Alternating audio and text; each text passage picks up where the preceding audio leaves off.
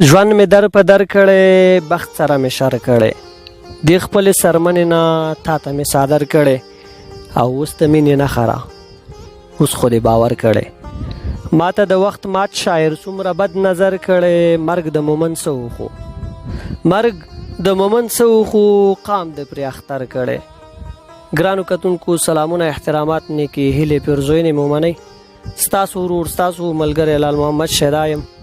نن راغلی یم د باجد خیلې سیمې ته د ځوان شاعر آصف جان مومن صاحب خواته. د آصف جان مومن صاحب نه به ستاسو دپاره خواږه شعرونه ریکارډ کوم. نو په پروګرام کې مومن صاحب ته ښه راغلاست وایم. مومن صاحب په خیر راغلی. زیاته مننه شیدا صاحب، په خیر راغلی او هر کله راشئ. مننه کور مو ودان مومن صاحب. دا چې ستاسو کتاب هم چاپ شوی د مینې کرښې، په پیل کې درته د هغې مبارکي وایم. ډېر زیات خوشحاله یم. کور ودان مننه، تاسو ته دې هم مبارک وي. زما کتاب نه دی بلکې ستاسو ټولو پښتنو کتاب دی. مومن صاحب کتونکي ستاسو غږ ته په تمه دي، ستاسو شعر ته په تمه دي. څه مو ورته چمتو کړي وو؟ شعر به ورته ویم غزل چې لږ نوی مې لیکلی که نه، وایي زړه مې پرې وګوره سوګند ونه کړو. څنګه؟ زړه مې پرې وګوره سوګند ونه کړو، ست د بېلتون د عشقه خوند ونه کړو. ښه دی. او ډېرو غزلو کې مې یاده کړلي، ډېرو غزلو کې مې یاده کړلي، چېرته مې خوب ستا په مړوند ونه کړو. مننه. ډېرو غزلو کې مې یاده کړلي، چېرته مې خوب ستا په مړوند ونه کړو. لیونی ما خو په دوزخ کې تېر کړو. څنګه؟ مننه. لیونی ما خو په دوزخ کې تېر کړو، تا هم د خوري غوندې ژوند ونه کړو. او زما خبرې وي د مینې کرښې، زما خبرې وي د مینې کرښې، ښکلو پرې هسې ښایستاند ونه کړو. او په دومره ستړي لالهانده ژوند کې، په دومره ستړي لالهانده ژوند کې انکار له مینې نه مو مند ونه کړو. مننه. په دومره ستړي لالهانده ژوند کې انکار له مینې نه مو مند ونه کړو. مننه. کرښې کرښې کتابونه، څنګه؟ کرښې کرښې کتابونه دي د ښکلو صفتونه، او غږه جوړې هنګامې کړه، غږه جوړې هنګامې کړه، لکه یو دم اذانونه. موږ به خاورې بره لاړ شو، موږ به خاورې بره لاړ شو، بد مو یو بل ته نیتونه. او که زما په خیرو کېږي، که زما په خیرو کېږي، خدای دې ووژنه بېلتونه. او د دې ځینو خلکو ګوره، د دې ځینو خلکو ګوره، دوی ژبې دوه مخونه. او ته مې نه شولې په والله چې، ته مې نه شوې په والله چې ښه مې ډېر وکړو سوالونه. او بس مومن د ښه خراب دی، بس مومن د ښه خراب دی، بس مومن د ښه خراب دی، زمونږ دواړو نصیبونه. الله دې امین کی. مومن صاحب شعر مو بلا خوندور دی، بلا ښایسته دی. که دا راته ووایي چې څومره وخت کېږي چې شاعري مو پیل کړې ده؟ شیدا صاحب شاعري خو تقریبا 3.5 کاله به کېږي چې شاعري کومه. دغه 3.5 کالو کې داسې تقریبا څومره شعرونه به مو لیکلي؟ یو خو شعر دی دا کتاب دی، او تقریبا د دې کتاب په اندازه نورم لرم. یعنی د دویم کتاب؟ دویم کتاب شته دی، خو اوس ورته جوړم نه یم. او لږ د یو چا وینا ته به درناوی وکړم چې هغه ویلي دي چې دویم کتاب باندې بیړه مه کوه، نو په هغې خاطر انتظار به وکړو. مومن صاحب بریالی اوسې، دا چې شعر لیکي د شعر په ډګر کې لا وځلیږي. خو مومن صاحب که ملګرو ته دا ووایي چې د شعر په کوم قالب کې مو ډېر کار کړی دی؟ د شعر په دا فورم کې خو زه دغه په شعر کې مې د غزل په فورم کې ډېر کار کړی دی، غزل کې کار کړی دی، او نظم کې مې مات ګوټ کار کړی دی. مومن صاحب دا چې شعر لیکئ نو خامخا دا بس دلیل لري، ولې شاعر شوی؟ اصل ډېرې خبرې راځي. یو څوک دې دا نه وایي چې زه باید شاعر شمه کنه هغه په دې سینه کې چې درد وي نو هغه به د یو څه درد وي یا به مینه کړې وي یا د وطن سره یا د یو چا سره خو مینه به وي یا به غربت وي او بله داسې خبر نشته دی کیدای شي د مینې وجه وي یعنې مونږه دا ووایو چې تاسو مینه کړې ځکه شاعر او ویلی شي که چېرته دا ووایو چې مینه مو کامیابه شوې که نه لا پته نه لګي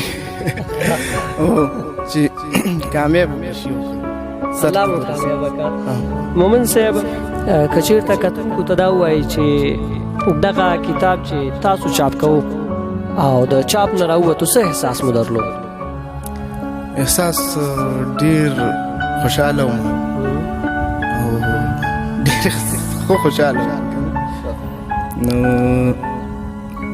مومن صاحب دا چې شعر مو لیکلو که دا راته ووایي چې د شعر په دغه ډګر کې چې تاسو قدم کېښودو په خپل فکر په خپل سوچ مو کار وکړو که نه د یو چا سره مو مشوره وکړو یو استاد مو هم درلود شعر خو اول به ووایم چې یو شعر استاد نه لري دا په انسان کې اغږل کېږي نو شعر داسې استاد نه لري دا خپل یو احساس دی چې په دې زړه کې پیدا شي نو سړی په دې پوه شي چې زه یو څه لیکلی شم نو بیا هماها یو چاته مجبوره کېږي یو سړی چې شاعر نو هغه بیا ناسته کوي نو زه دلته د نواب خان الماس سره کېناستم زموږ مشر شاعر دی نو د هغه د شعر نه زه متاثره یم او د هغه استاذۍ ته ډېر احترام کوم موږ سره ډېرې مرستې او هلې ځلې کړي دي او دې ځای ته را رسولي مننه مومن صاحب دغه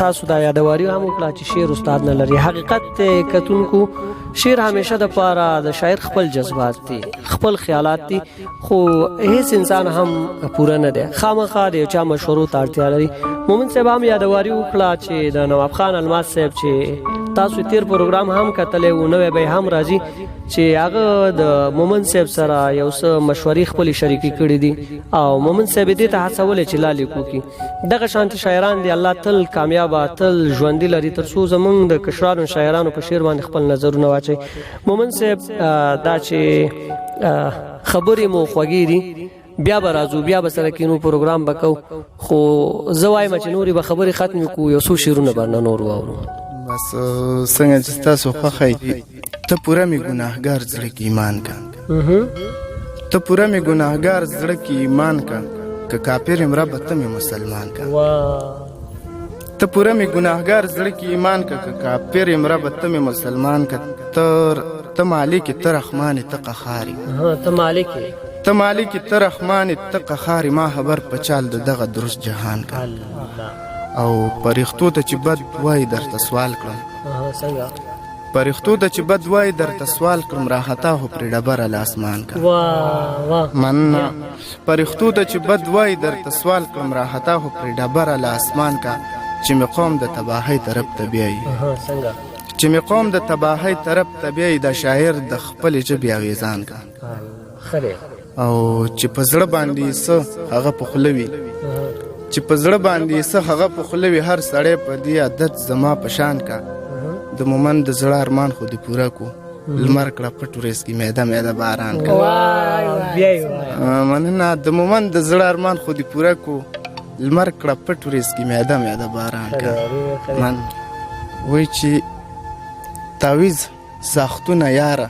دم مکوه تعویز بس دا دی هغه چا د ډالۍ وي چې ستام خوښ دی او د بل چا هم خوښ دی نو تعویز ساختونه یاره دم مه کوه او درنه قرار به شم غم مه کوه تعویز ساختونه یاره دم مه کوه درنه قرار به شم غم مه کوه ما ویل ستا نه که چا بیل کړم رمه ما ویل ستا نه که چا بیل کړم رمه دی ویل مړ شه خو قسم مه کوه او ایله ولپت مې را ژوندی کړو پکې ایله ولپت مې را ژوندی کړو پکې چاودنه دې ښار کې د بم مه کوه او د وخت شاعر پې څه پرېښې نه دي د وخت شاعر پې څه پرېښې نه دي شاعري نوره په شړشم مه کوه او کله خپل ځان دوکه کوه خلکو ته کله خپل ځان دوکه کوه خلکو ته عموما د ټول کارونه سم مه کوه. مننه. کتونکو د مومن صاحب دغه شعر ما خپله هم کتلی او ډېر خوند یې راکړی، خو په دغه خاطر چې کوم شاعر شعر ولیکي د هغه په ژبه بیل خوند کوي. مومن صاحب په آخره کې د تا ته دا یو څو بیته ډالۍ وي چې څومره خوږي کلیواله کلیواله، څومره خوږي کلیواله کلیواله، راشه خواته انډیواله کلیواله، ستا خبرې خو کلونه کېږي اورم، ستا خبرې خو کلونه کېږي اورم، ستا لیدو ته یم لیواله کلیواله، او بادشاهي دې بلا زړونو باندې کړې، بادشاهي دې بلا زړونو باندې کړې، څومره ډکې له کماله کلیواله، څومره بادشاهي دې بلا زړونو باندې کړې، څومره ډکې له کماله کلیواله. نو مومن صاحب له تا هم مننه کوو، کور مو ودان چې زمونږ بلنه مو منله، مونږ سره مو ناسته وکړه، مونږ ته مو خپل خواږه شعرونه واورول، بیا هم درنه مننه کوو، کور مو ودان. د تاسو نه هم مننه، او څوک چې مونږ ګوري له هغوی نه هم مننه، او ډېر خوشحاله شوم ته مې ولیدلي او زمونږ خواله راغلي. ژوند دې غواړم او ژوندی اوسې. ګرانو کتونکو، مومن صاحب به له دې بعد هم له موږ سره وي، خو یوه یادواري چې تاسو ته کوم د مومن صاحب کتاب د مینې کرښې چې زما په لاس کې دی، تاسو یې د سکرین په پرده باندې وینئ، دا واخلئ او د مومن صاحب له شاعرۍ نه خوندونه واخلئ. مومن صاحب خوږ دی، د مومن صاحب شاعري هم خوږه ده. دغه چې ځوان دی نو هیلې ارمانونه به هم ځوان وي، الفاظ به هم ځوان وي. که چیرته موږ او تاسو د مومن صاحب په شان د ځوانانو شاعرانو شعرونه مطالعه کړو نو ډېر څه به زده کړو. کتونکو، دا زموږ قدرمن میلمه آصف جان مومن صاحب، او په خوا کې درون میلمه ملګری عبدالله ارمان صاحب هم را سره. په راتلونکي پروګرام کې به تاسو د عبدالله ارمان صاحب ویډیو له موږ سره ګورئ، د عبدالله ارمان صاحب پروګرام به له موږ سره ګورئ. نو تاسو هم په پاک الله سپارو، په مخه مخه ښې شی وي.